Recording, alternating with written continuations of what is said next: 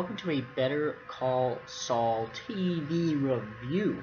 Now, this is the third season of Better Call Saul, and it finished airing last week, and I really wanted to talk about it because I'm a huge fan of this show. I think it's really right up there with the level of Breaking Bad.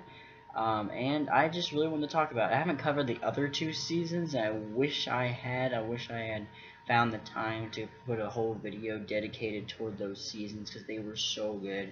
And I think this is their best outing yet.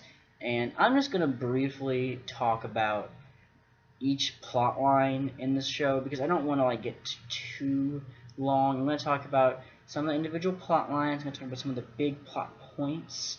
And then I'm just going to bounce. So let's start this TV review.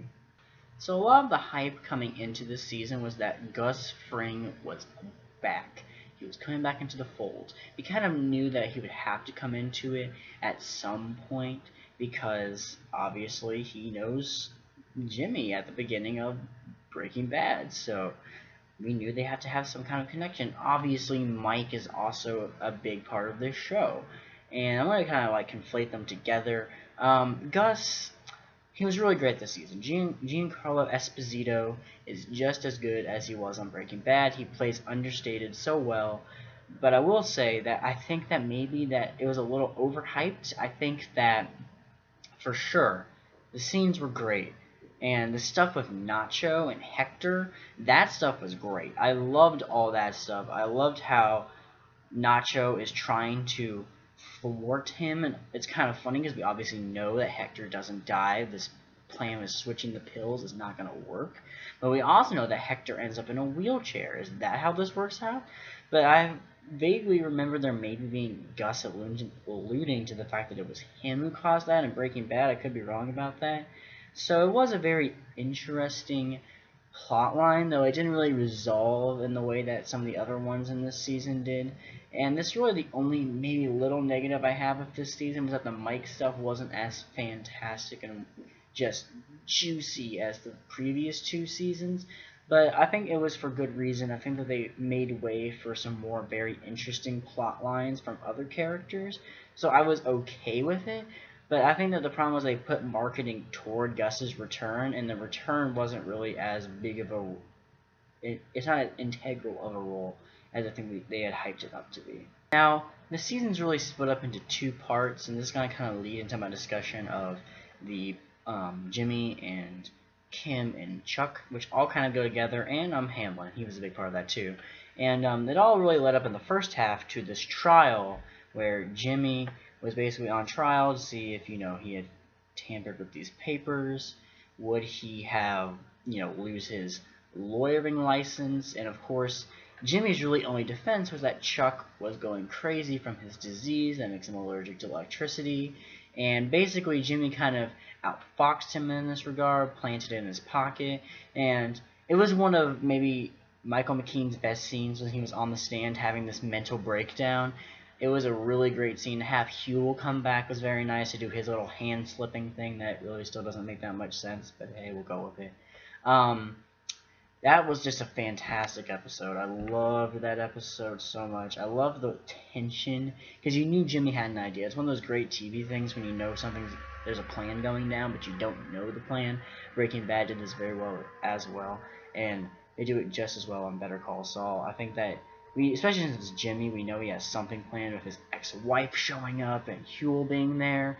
It was all just really tense and very emotional stuff because you really come to care about Jimmy, and you have come to care about Chuck, even though you hate him. You do care about him because you hate him so much. You want him to not succeed.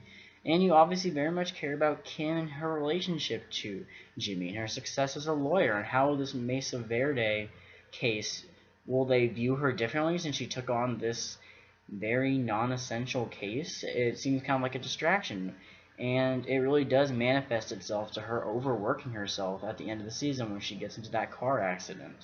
And really, the second half of the season is really just seeing the aftermath of this huge event in these three characters' lives. These were just such huge events, and you really see the fact how it manifests in their minds, how it affects them. Jimmy, of course, is not allowed to be a lawyer for a whole year, and he really has to scrap and just try to stay alive, try to stay afloat, try to keep his name out there. This is the first time we see him use the name Saul Goodman, and he's trying to make a living off TV commercials. Obviously, he has a talent for making, but you can't make a lot of money off of that, so he's really just trying to con his way through it. And we see scenes like he's very much Saul Goodman in the second half, even though he's going by this name, and though he's not professionally going by this name in terms of as a lawyer, he's very much in the Saul Goodman mode, and that's when we really see this fruition of what we all have come to the show to see, which is the creation of the character of Saul Goodman from Jimmy McGill. For Kim, who probably gets the smallest role in this aftermath thing, though she does still have obviously a role because she is Ray Seahorn, fantastic actress. She's doing some of the best work on the show, especially last season, season 2. But she really just sees her in her conflicts with this lawyering thing, the fact that she took this case, as I mentioned in a little earlier, and she just starts to overwork herself, and she eventually gets into a car accident because of it. And they did not hold back. She was effed up. She looked awful. And, I mean, it was very powerful stuff to see her and Jimmy interact and the way Jimmy wanted to coddle her. But obviously, we're talking about Kim here. She doesn't want that. And it was just a very interesting dynamic to see. And this played probably the smallest role in the second half of the season. It was still very powerful, which shows how great they have written this character, that though she has a very small role, it still resonates so much. But really the biggest part of this second half of the season is really Chuck's demise, his downfall. How he really starts to challenge himself. Does he think that maybe his disease really is a mental thing? He really looks inward and tries to examine his life, and he tries to push himself. He goes to places where there's electricity, and eventually we see that he has this mental breakdown. Chuck just can't take this. He really does have a mental disease.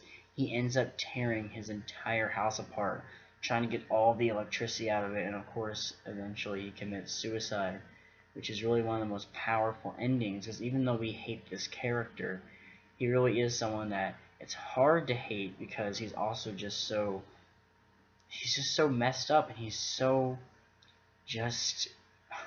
confused. He doesn't understand what's truly wrong with him. He has no self-awareness, and it really ended up being his ultimate demise, because he had to look inside himself when he realized through this trial that maybe he was living a lie for a good part of his adult life, and it ended up killing him. Probably the most emotional, powerful, and resonant season they really have created so far. Vince Gilligan and Peter Gould are really pushing the boundaries of television, how little action you can have and how much you can drive a show through character development and good writing.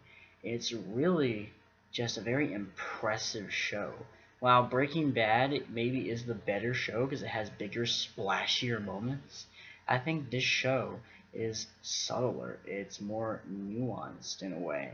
And I think that in some ways this show has surpassed Breaking Bad. Of course, it's really hard to compare the two shows because they really are at this point. They're different animals. One was well, it's not a bad thing, and it was a formulaic, season by season, lead to a big moment kind of thing. And this show is really not that. Better Call Saul is a character-driven, intimate, powerful show. This is really the best season they've had so far, and I can't wait for season 4. I do want to say, though, before I wrap this video up, that I think this is some of Bob Odenkirk's best work yet. He really probably brought his best performance. Now, he has been great through all the seasons, very deserving of his Emmy nominations, but this is probably his best performance yet. Had so many great moments to see the inner struggle between being Jimmy McGill, the good person, and the con man, Slipping Jimmy. It was great to see that struggle once again. I think it was really see the struggle reach maybe its highest level of tension so far. And I think what is very similar to the show Breaking Bad is that a lot of times Breaking Bad, it was basically the conflict between Walter White, and Heisenberg. And I think this show is very similar in that regard. This is a internal fight between Saul Goodman and Jimmy McGill. And Bob Odenkirk is just phenomenal in this show. And I would give him the Best Actor award. Now for me, what did you all think of Better Call Season 3? Do you like this show more than Breaking Bad or less? Was this season as good as the others? Was it better? Was it worse? What did you think of Gus's return? Comment below. Like this video if you liked it, and subscribe to my channel if you want to catch more movie and TV reviews. I am going to be doing an episode-by-episode review of Game of Thrones. I'm also going to be doing an Attack on Titan Season 2 review very soon. And yeah, we got some more great movie reviews coming down the pipeline. Thank you all for watching, and I'll see you next time.